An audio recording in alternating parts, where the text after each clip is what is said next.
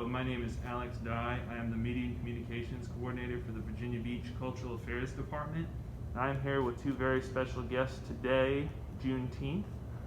We have Dr. Amelia Ross-Hammond, founder and chairman of the Virginia African American Cultural Center and a former Virginia Beach City Councilman. And we also have Mary Dotson, an author and citizen of Virginia Beach. So thank you all for joining us. So first of all, just tell us about the African American Cultural Center. How did it come to be in planning, and why is it so important, not only for the African American community, but the city as a whole? All right, thank you for that. That's a great question. One of the reasons why I was on City Council, we do have opportunities to bring up initiatives that we felt were very important, and then they are prioritized. And after going through the community, meeting with many faith-based communities, people, elders, one of their concerns was we have a lot of history and nowhere to put it for our young people to know about it. And I've done a lot of travel nationally and internationally and seen some centers throughout the nation. So I felt it was very important that we have this. So I brought it forth to City Council, and I had worked also with then Vice Mayor Lewis Jones, and he helped me go all around to find just the right place for this.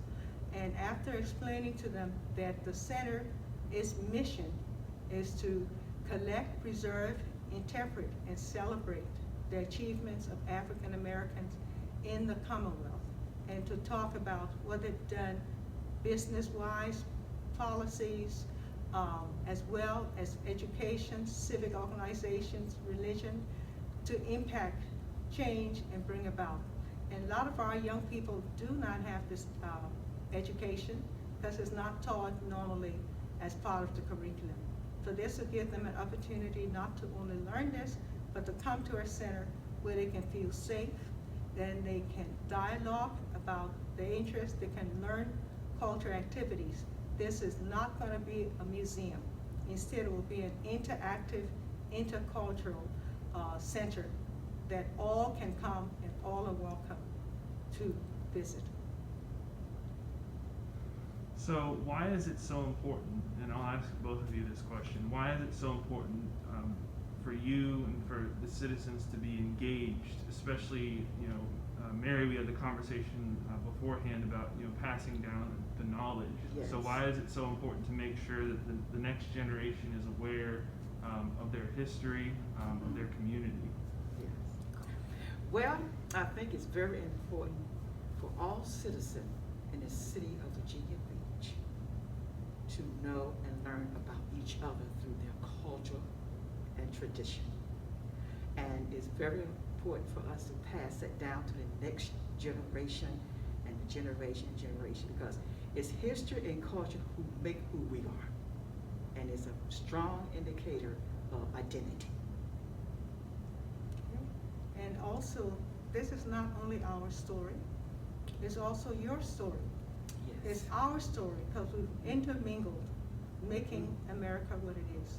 Yes. I'm originally from West Africa, so I bring in the story from that end and find there's some similarities with what all we do. So the ability that a people that were enslaved 400 years were able to sustain and be where we are right now, even though they're not all the way through, but it started in Virginia 400 years ago. So Virginia is a key place for us to begin and tell that story that went across the nation. So since you brought it up, I'm going to go right into asking about it. So, today is Juneteenth. So what is Juneteenth, and why is it so important to celebrate and learn about?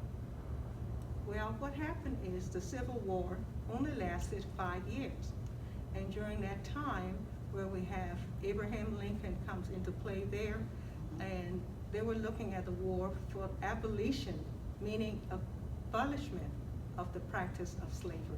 So in January, and a lot of the people for Juneteenth refer to it as watch night or watch story. They gathered into different churches, into different homes, and they were praying to hear whether this proclamation would go into effect. So at midnight, it went into effect. But this was in January of 1863. However, because of travel and trying to get the word out, it took literally 2 years. So they got some soldiers, which were part of the Union force, and they marched to different plantations and so forth, and kept reading the proclamation, the Emancipation Proclamation. It was first done and read over in Hampton. That's where you hear the Emancipation Tree, and many visitors come to go to the Hampton to sit under that tree. So again, that's in Virginia. And gradually, by 1865, we had 250, in fact, 2,000 Union soldiers got into Galveston, Texas, because that was the far end of Texas. And these people were able to hear the good news. And what happened is very important. Not only did they hear it, it was on June 19th, and at that time, how they spoke the language was a little different. It was not the perfect Queen or King's English and so forth. And in their form, it became Juneteenth. And so that's how the Juneteenth started. But what happened after that came with the Reconstruction. They quickly went to begin to unify, find their families, because so many had been separated. They celebrated with having little picnics and parties. And then, not only that, some of them started running for office, started talking to their slave owners to say, pay us compensation. You have kept us in this. So it has a lot of story that relates to what's going on right now. So speaking of Juneteenth and also the different things that your organization does, you've done a lot of public programming and been part of that as well. So one of them I know you mentioned was an evening with Frederick Douglass. So do you Yes. want to tell us about that and how that came to be? Yes, we wanted, even though we do not have the center built, we felt we can still partner with other groups and do interactive programs and even oral history. And Mary is part of the community festivals, and she just was so excited she'd been with us. But when we had the evening with Frederick Douglass, we had Nathan Richardson, who's an author as well. He told a story, and we had it at the Zyders, where literally they had the backdrop of Frederick Douglass' home. And so he was sitting in his chair and talking about, he recited like, what to the slaves is the 4th of July, which is important because now Juneteenth has become the African Americans' 4th of July.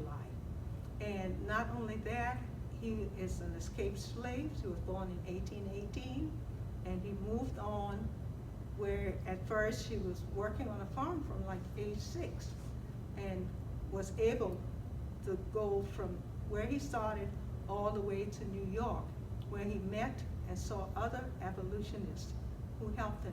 He helped teach himself to read, and he was a profound author, speaker, and why this connects is because people began to hear about him. He became an elected official, and he was a consultant to Abraham Lincoln. So one of the things he told Abraham Lincoln is, why don't you get some of the African Americans to be part of that Union force during this war? And so we can end this slavery. Because he got to travel to England, he saw how the life was different, and he says, in America we're talking about justice and unity and so forth, but yet over 3 million are not free to do what they want to do. So he did that. He also pushed for women's suffrage. He was a close friend of Sojourner Truth, Harriet Tubman, and some of the other women that wanted women's rights. So you see, that's all that connection. And it just sends chills through my mind that we did this in 2018. We had young people there, and he was empowering, and here we are now to celebrating that Juneteenth. So along the similar lines, in a similar time, in history is, cross that river. Why was it so important for you to partner with Ziders again to tell the story of black cowboys in the Old West? Well, one thing that is important for me and for what we do is to flesh out the untold stories. And when we heard about Cross That River, which Dyer told us about, I began researching it. I saw they have a farm at Kennedy Center and many other places. Alan Harris is the author, and he and his wife worked together to write that. And it's half fiction, half real life. And he talks about leaving from Louisiana, crossing the Sabine River to get to Texas and become one of the first black cowboys. He even mentioned how they used to say, "Hey, move those cowboys." And that's how that name of cowboys came up. So little things like that were things I remember. And then we surprised him. We wrote a grant through, and were able to get that grant through the Arts and Humanities, Culture, and that money we used to be able to bring that to Kempsville High School. For the students there, over 500 got to see that play. We did it the day before, paid for them for the one day. And those students got up, went up to embrace them, because the story was very touching about love, about loss, about the struggle that he went through even after he crossed the river, for the acceptance. So this fitted in, because of all places, where did he go? Texas, and we're talking about Juneteenth and Texas. So a lot of people have been calling me up. We actually have that on film, and we're thinking of one time of the actual production. We have it on a special YouTube. We're waiting, and they agreed, they accepted that we could use that for a campaign fundraiser with the whole thing that we recorded that night. It was fantastic. People cried. Oh my gracious. It was that powerful. Beautiful. We need to show that or bring them back Yes. to this city again. And that was February 8th. And we were thinking February or March. We said, well, let's go with February. Can you imagine if we had gone with March? Yeah. We would have had the shutdown. Yes. It was just perfect. So speaking of the shutdown, first of all, how has that affected, you personally? What was that like when we first went under the shutdown? And then also talk a little bit about the initiative that you all helped out with to distribute masks to senior centers in various communities. Well, I felt we were part of the Giving Tuesday, which normally they do only once a year around Christmas. So I got the note where they were going to do something right around the COVID. I also followed a lot of things on the television, on the internet, and one of the things came up was when they started talking about demographics, that African Americans have been disproportionately impacted and died through this. And because of certain things, the food desert, the equipment, and I said, what could we do? We are not millionaires, but there's something we can do. And one thing people did not have, including the hospitals, including home health workers, were masks. So I talked with our board, and we ordered so many masks. We ordered 300 first, and then one of our charter members told his wife about what we were doing. And she called me up. She says, I have a group that make masks. And they were called the Sewing Mask Force. And so I called them up, and they said, how much are you paying for these masks? I told them, we have done the first 3. I said, oh, for hardly not even a 10% of what you're doing, because of what you're doing for health people, and his wife used to be, I think, in healthcare. She says, we will make as many more as you want. So they made the first 400 more. Then we're able to get another group to make more. So we've given out over 1,000. And the place that we gave one was trying to target African American. So the Heritage Nursing Home is right across from our land. So we gave 200 or plus to them. We went ahead to give some to the Senior Center. which is the senior home, which is in Burton Station. Then we went to the Kempsville Home Health Care Workers, because that's new light. And then we went to the, while I was on council, we put our first homeless building up, which is off Diamond Springs. So I called them up, and they were just excited to get these. These was nicely, I'm wearing one now, nicely reusable home mask that people could use and give some to their home health care workers. So it was a win-win. We gotta thank you. A couple of the members, Cheryl Davison went with me, and we went over and we made them into gift bags and handed them across. And it's like, give and it shall be given to you. Yes. And just yesterday, a church called, so we're out of masks. You still have more? So I have 40 left. I took it over to New Jerusalem Church because they're giving out meals and they had run out. Yes. So there is a need for something like that. It's not medication, but it can help save a life. Yes, yeah. So we were Beautiful, pleased that beautiful. even though it was COVID, we could still do something. Yes, That's how yes. passionate I am and our board Yes. members are. So now, even though the center isn't built yet, you have something out where it will be. You have portraits from a place of grace. So just talk a little bit about how that came to be. I know that holds a special place in your heart, Mary. If you'd like to talk about it. It was an honor and a privilege to find out that I was one of the candidates, because I have lived in Virginia Beach and one of the communities over 60-some years. And that will also help me to get more involved also with the Juneteenth celebration. Because I have lived in this beautiful city of diversity over 60+ years. And I've seen the transition from one aspect to the other. And about me being one of the person that was chosen to sit on the site was outstanding, very emotional. I cried at that. The center was able to pull out into the community of outstanding citizens. And it was wonderful. And we have installation that you all have too, that people can go to the internet, to the link, and hear each of their stories. We had about 56 stories up there. And sometimes people reference that as they go out into the community. And it's called The Place of Grace. And it was, we took 18 of those portraits to go up.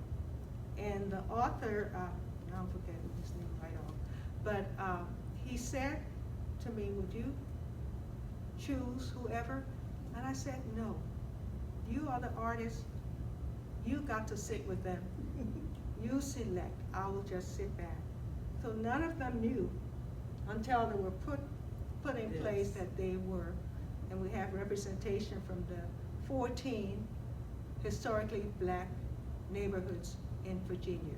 So that is something that's forever kept. Another thing we did that I didn't mention was liner cuts.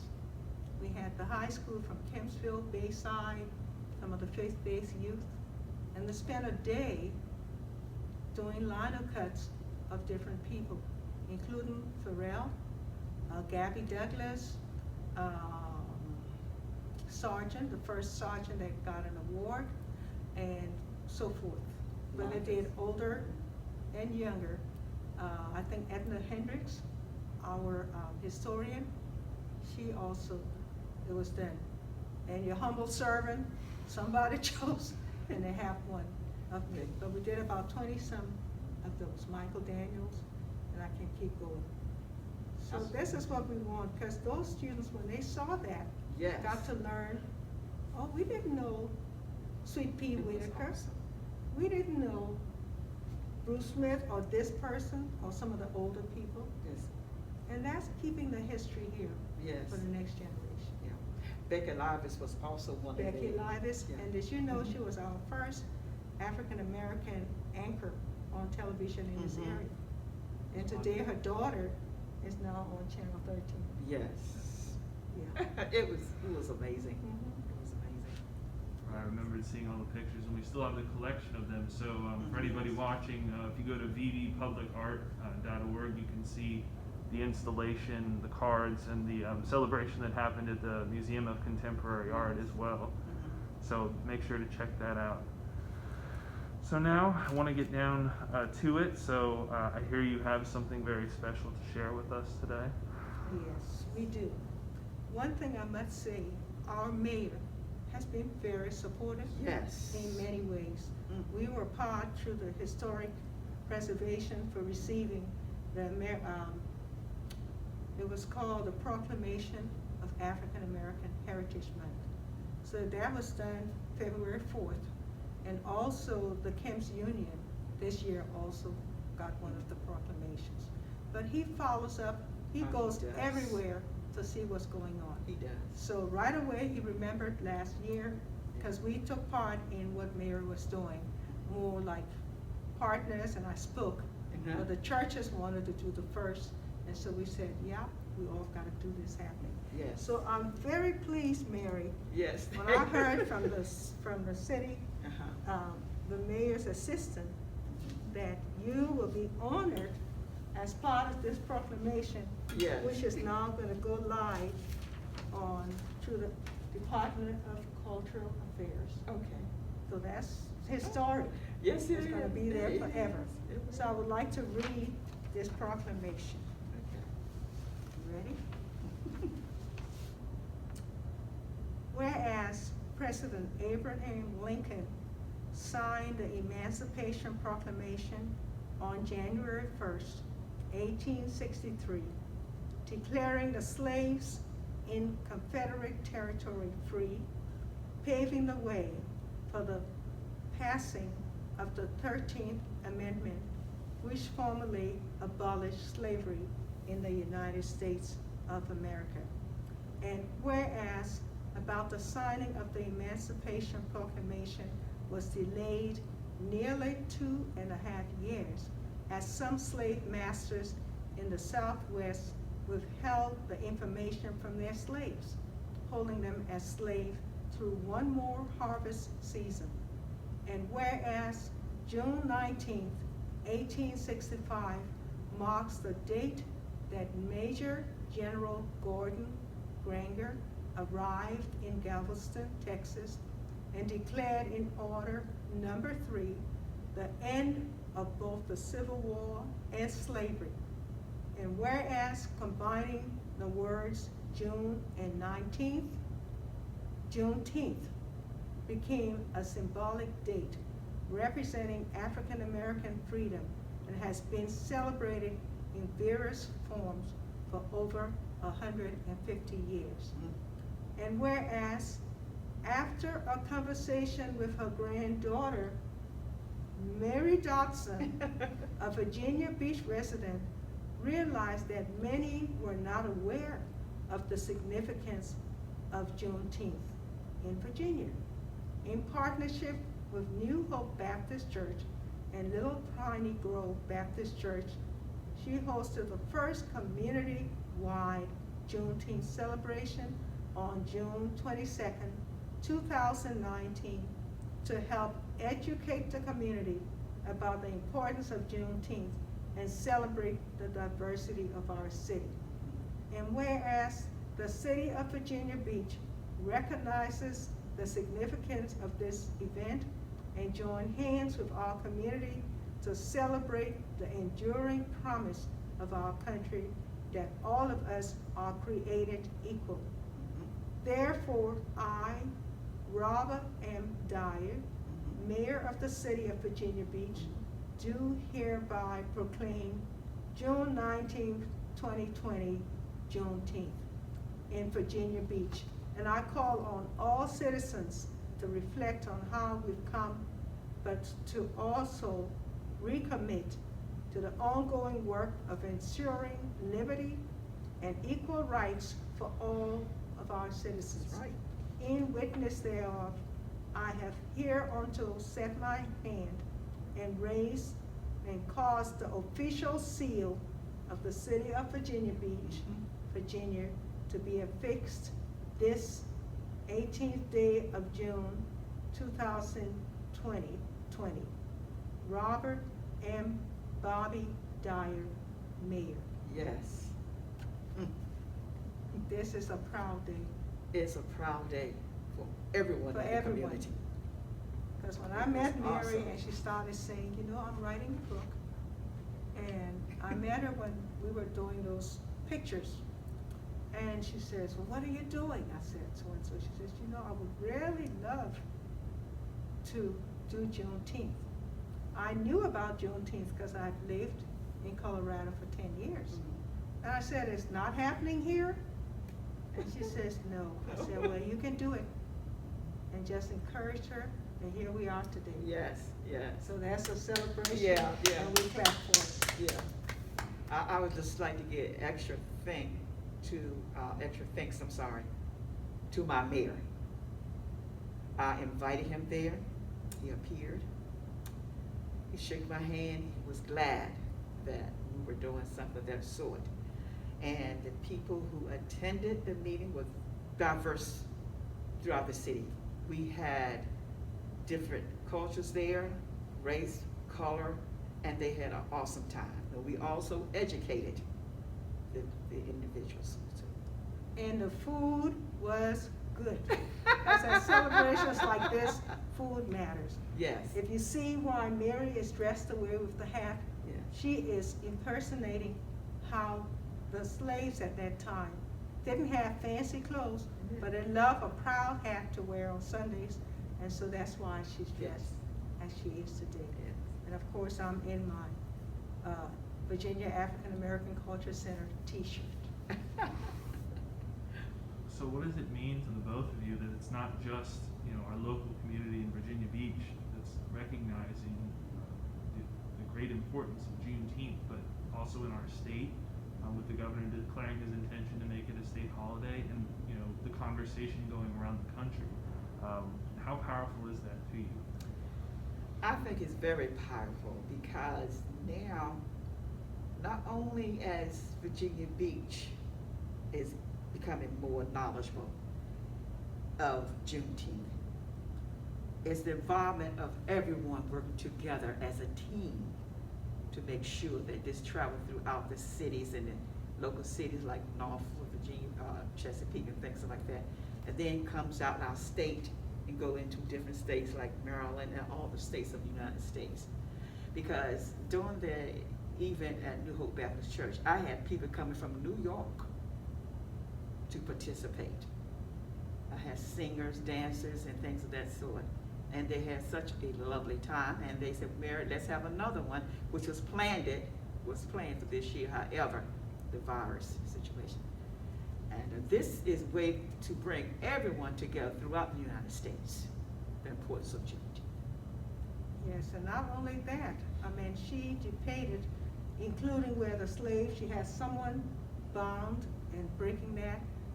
You could have cried, it was very well done. And the community really enjoyed themselves. But we are the largest city in the Commonwealth of Virginia. So to have this here, and almost everybody has welcomed it, we're busy preparing several things for tomorrow. Yeah. Several things. We're looking at doing a skit. We're looking at working with the Vibes Creative District, with Crocs, and we're in the process of getting it ready. And we're going to share what we're doing, including what you're doing today, at the state level, with our rep from the African American Council Yes. that the governor created. So we thank you for thinking about putting this together. Yes. It was quick, but it's amazing. We were planning to do it tomorrow when he called me back and says, well, we got to do it today because tomorrow's a holiday. That's how quickly things are happening. I've met many youth, many of the people protesting, and one of the things they want to see change and see it now in their lifetime. Yes. And it's actually happening. Yes, it is. It's amazing. So, last question I have for you before I let you go is, there are some very powerful, important conversations happening in our country right now. How do we make sure that, you know, the conversation doesn't die down? How do we make sure that it keeps going, so that we keep that awareness, so that we keep that education, and that we pass it on down the line?